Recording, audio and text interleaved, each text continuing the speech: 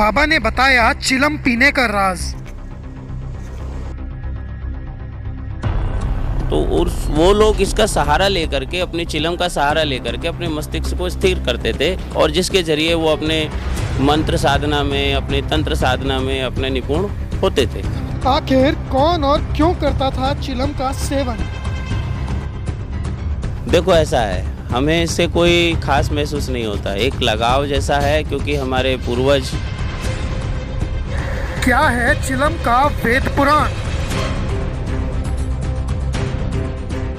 बता सकता है ज़्यादा, क्योंकि वेदों में इसको विजया बूटी कहा गया है, और साइंस में इसका नाम कैनवस रखा गया है, और वैसे भी अलग अलग भाषाओं में अलग अलग तरह से इसको। नाम क्या है? मेरा नाम है महंत ओमगिरी। ओमगिरी जी महाराज, क्या महाकुंभ का पर्व है और क्या महसूस कर रहे हैं? हमको तो बहुत आनंद आ रहा है, क्योंकि ये जो कुंभ है, 11 साल में जो कुंभ भरा है, ये कुंभ एक अपने आप में विशेष कुंभ है। और ऐसा 80 साल पहले इस प्रकार का अंतराल हुआ था, और उससे पहले भी एक संवाद बताया गया है। तो उसके हिसाब से देखा जाए तो हाँ, ये बहुत अच्छा है और मेरे को तो बहुत आनंद मिल रहा है।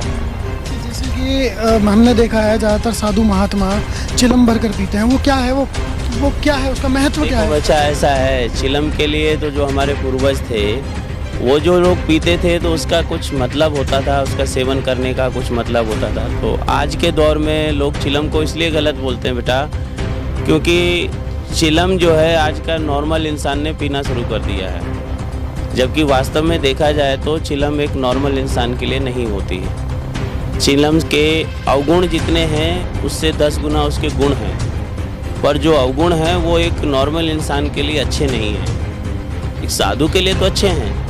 क्या क्या अवगुण और क्या क्या गुण हैं? इसके बारे में तो मैं देखो इसलिए नहीं बता सकता ज़्यादा, क्योंकि वेदों में इसको विजया बूटी कहा गया है, और साइंस में इसका नाम कैनवस रखा गया है, और वैसे भी अलग अलग भाषाओं में अलग अलग तरह से इसको। जैसे कि हमने देखा अभी आप उसका सेवन कर रहे थे, तो उसका सेवन करने के बाद कैसा महसूस कैसा करते हैं? देखो ऐसा है, हमें इससे कोई खास महसूस नहीं होता, एक लगाव जैसा है, क्योंकि हमारे पूर्वज, हमारे जो सनातन है, जो नागा फौज है, एक्चुअली ये चिलम का जन्म हमारे साधु सन्यासियों में जब आया है, तो ये जब नागा फौज का निर्माण हुआ तब इसका उद्गम हुआ था हमारी नागा फौज में। वैसे इसको पीते थे तो ज़्यादातर लोग अघोरी और जो अघोर से जुड़े हुए कर्म करते थे वो लोग इसका सेवन करते थे, क्योंकि उनका मस्तिष्क एक प्रकार से स्थिर नहीं होता था।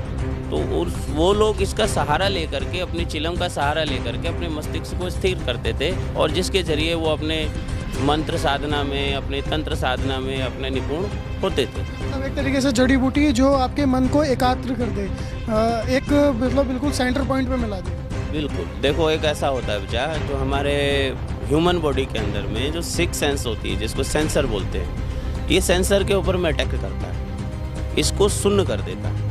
शून्य करने का अर्थ ये होता है कि बहुत से लोग इसका जो है सही लाभ उठाते हैं कि शून्य होने के बाद में वो अपना भजन करता है, भजन करके वो और आगे बढ़ जाता है। और कुछ लोग होते हैं जो इसका लाभ नहीं उठा पाते हैं, तो वो अपने आप में डंप हो जाते हैं, और डंप होने के मतलब से तो लोग कहते हैं कि ये गांजा है, चिलम है, सुल्फा है, ये ठीक नहीं है, इससे ये होता है, इससे ये होता है। ठीक है, हर चीज़ का फैक्ट और साइड इफ़ेक्ट होता है, कोई ऐसी चीज़ नहीं है जिसका साइड इफ़ेक्ट नहीं होता। और क्या कहना चाहेंगे जनता से कि कुंभ को किस तरह महसूस इसका आनंद? देखो भाई, कुंभ का मतलब एक परिवार होता है, तो परिवार कैसे रह सकता है, एक परिवार कैसे अपने साथ, अपने जीवन में कैसे अपने सबको साथ में लेके चल सकता है, इसका मतलब परिवार है। कुंभ यानी एक परिवार। हम सब साधु लोग अपने तरह तरह नाना प्रकार की जगहों पे, अलग अलग देशों में अलग अलग जगहों पर रहते हैं, पर उस समय जब हमारा एक समय आता है, एक काल आता है, एक घड़ी आती है, जिसको हम लोग कहते हैं कुंभ मेला। मेला भी हो जाता है, कुंभ भी हो जाता है, परिवार भी हो जाता है, और इसके कई और अर्थ भी लगते हैं।